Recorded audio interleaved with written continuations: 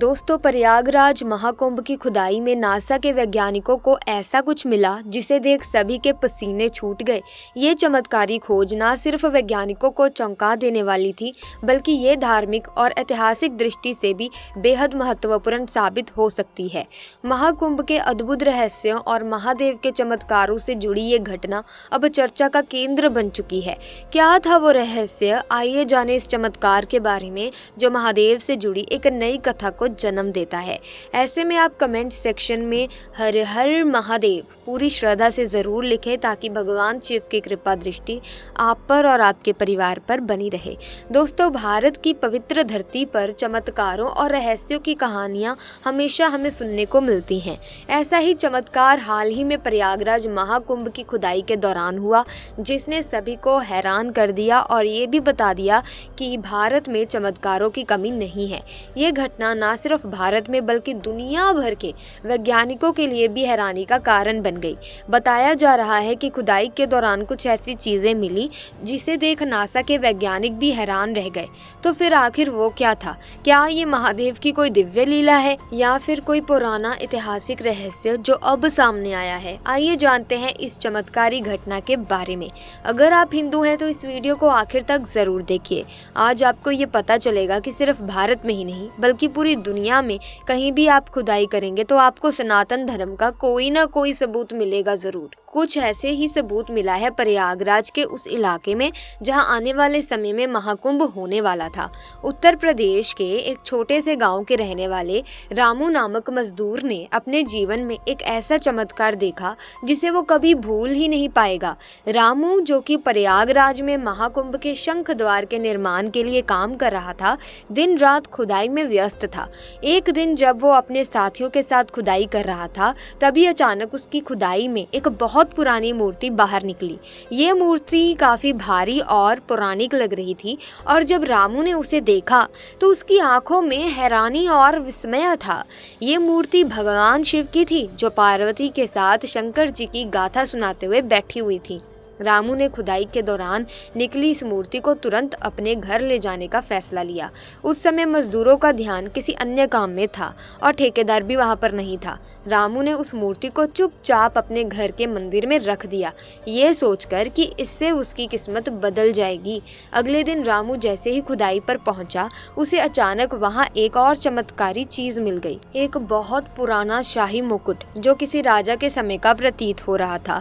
वो दिन प्रतिदिन नई नई वस्तुएं पाकर हैरान था, लेकिन मूर्ति के बाद उसे कोई और चीज इतनी खास नहीं लगी। उसे लगा कि अब उसकी जिंदगी में कुछ बड़ा बदलाव होने वाला है।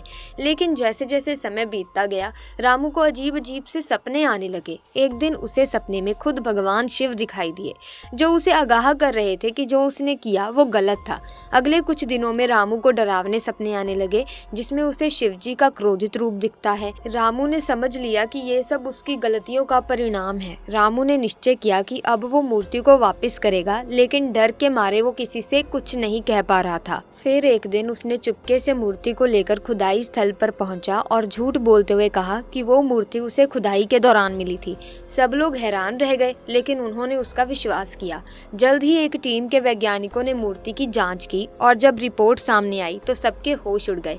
ये मूर्ति लगभग 2500 साल पुरानी थी और बेहद दुर्लभ पत्थर से बनी थी, जो अब कहीं भी नहीं मिलता। सरकार ने तुरंत फैसला लिया कि इस मूर्ति को महाकुंभ के दौरान संग्रहालय में रखा जाएगा ताकि श्रद्धालु इसे देख सकें और इससे जुड़ी सांस्कृतिक धरोहर को महसूस कर सकें। रामू को यह समझ में आ गया कि ये मूर्ति सिर्फ धार्मिक महत्व की ही नहीं बल्कि ऐतिहासिक दृष्टि से भी बेहद महत्वपूर्ण थी। उसने स्वीकार किया कि उसे अपनी किस्मत पर विश्वास था, लेकिन अब वो जान चुका था कि ऐसी मूल्यवान चीज को किसी साधारण व्यक्ति के पास नहीं रहना चाहिए। रामू ने उस दिन के बाद कभी किसी अदृश्य शक्ति से डरने की बजाय भगवान शिव से एक गहरी सीख ली। सच्चाई ही सबसे बड़ी शक्ति है।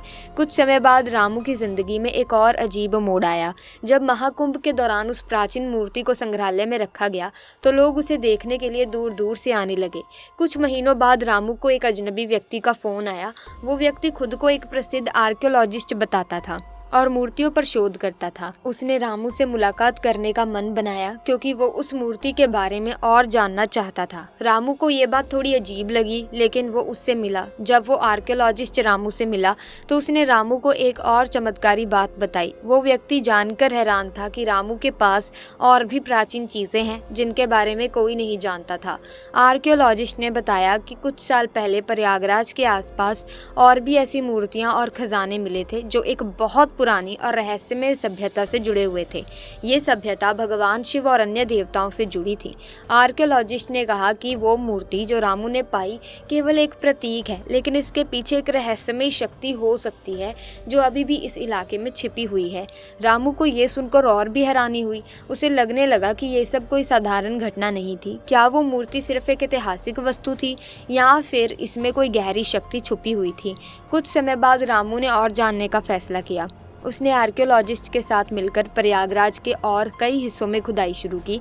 हर दिन नई नई चीज़ें मिल रही थी जिससे उसे लगने लगा कि वो किसी बड़े रहस्य के करीब जा रहा है।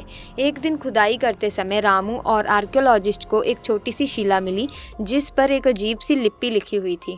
आर्कियोलॉजिस्ट ने कहा कि ये लिपि बहुत पुरानी हो सकती है जो इस इलाके की शक्ति से जुड़ी हो। रामू अब समझ चुका था कि ये मूर्तियाँ और चीज़ें सिर्फ इतिहास का एक हिस्सा नहीं थी, बल्कि उसे किसी बहुत बड़े उद्देश्य की ओर ले जा रही थी। अब उसे लगने लगा था कि वो इतिहास के उन रहस्यों से जुड़ रहा है जो अब तक किसी को नहीं पता थे। आपको बता दें कि 2025 में महाकुंभ मेला संगम नगरी प्रयागराज में आयोजित होगा, जो 13 जनवरी को पौष पूर्णिमा से शुरू होकर 26 फरवरी को महाशिवरात्रि तक चलेगा। ये मेला धर्म, अध्यात्म और संस्कृति का प्रतीक माना जाता है और यहाँ दुनिया भर से लाखों श्रद्धालु और पर्यटक आते हैं। महाकुंभ का आयोजन पवित्र नदियों गंगा, यमुना और सरस्वती के संगम पर होता है, जिससे इसका महत्व और भी बढ़ जाता है। महाकुंभ के दौरान लाखों लोग यहाँ स्नान के लिए पहुँचते हैं, जो इसकी भव्यता और मान्यता को दर्शाता है। महाकुंभ की शुरुआत से पहले प्रयागराज को और भी सुंदर और भव्य बनाने के लिए कई काम किए जा रहे हैं। उत्तर प्रदेश सरकार ने प्रयागराज की गलियों को सुंदर चित्रों से सजाया है, उद्यानों की सुंदरता बढ़ाई है और गंगा नदी में सुरक्षा के लिए तकनीकों का इस्तेमाल किया है। इसके अलावा महाकुंभ के तहत प्रयागराज में 30 भव्य द्वार बनाने की शुरुआत की गई है, जिनमें सेल्फी पॉइंट, लैंप पोस्ट और टूरिस्ट इंफॉर्मेशन सेंटर भी होंगे। देश भर से मजदूरों को बुलाकर महाकुंभ की तैयारियां भी जोरों पर चल रही हैं। इसी दौरान ये घटना घटित हुई थी जो हमने आपको बताई, जो कि रामू नाम के व्यक्ति से घटित हुई। अब आपने रामू नाम के इस व्यक्ति की घटना से क्या सीखा, हमें कमेंट सेक्शन में ज़रूर बताना। साथ ही दोस्तों, प्रयागराज में आयोजित किए जा रहे महाकुंभ 2025 की सारी जानकारी ऑफिशियल वेबसाइट kumbh.gov.in से प्राप्त की जा सकती है। इस वेबसाइट पर विस्तार से बताया गया है कि संगम नगरी प्रयागराज कैसे पहुंचा जा सकता है, यहाँ रुकने की व्यवस्था और पर्यटकों के लिए मेले में क्या क्या सुविधाएं उपलब्ध रहेंगी। इसके अलावा प्रयागराज में दर्शनीय स्थल, टूरिस्ट गाइड, स्नान की तिथियों की सारी जानकारी मतलब आपको एक वेबसाइट के थ्रू मिल जाएगी। इससे आपको ज़्यादा इधर उधर घूमना नहीं पड़ेगा। जो भी ज़रूरी इन्फॉर्मेशन आपको चाहिए इस वेबसाइट के थ्रू मिल जाएगी। सो ऐसे में ये वेबसाइट बहुत काम की है। अगर आप प्रयागराज कुंभ मेले में जाने वाले हैं तो इस वेबसाइट का इस्तेमाल ज़रूर करें। आशा करती हूँ कि आज की इस वीडियो से आपने बहुत कुछ सीखा होगा। अगर हाँ तो आप इस वीडियो को लाइक करें, शेयर करें, चैनल को सब्सक्राइब करके बेल आइकन को प्रेस कीजिए ताकि नए वीडियोस की अपडेट आपको मिलती रहे। हम मिलेंगे जल्द ही, तब तक के लिए धन्यवाद।